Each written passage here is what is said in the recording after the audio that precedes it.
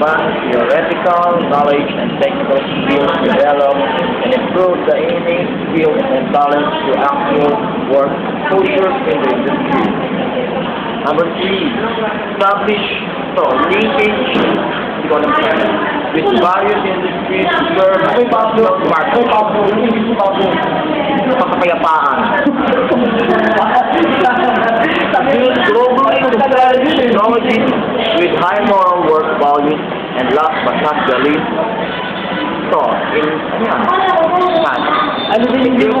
by serving with the Filipino, especially the Manileños, sources offering good technology, waste management, electrical and electronic technology, automotive, Italian technology, refrigeration and air conditioning technology, hotel and short time technology, computer hacking technology. Maraming salamat sa inyo.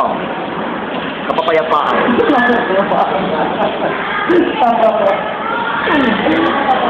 Bachelor of Industrial Technology Vision.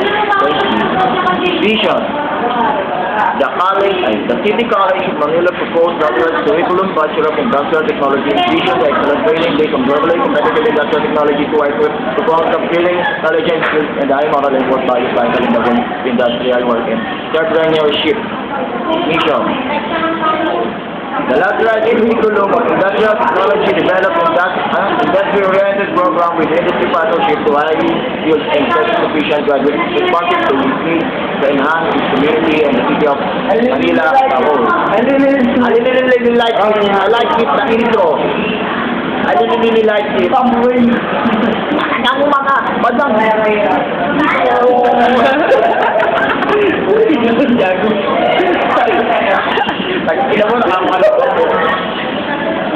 Okay ka na. Bye-bye. Kapapapayapa.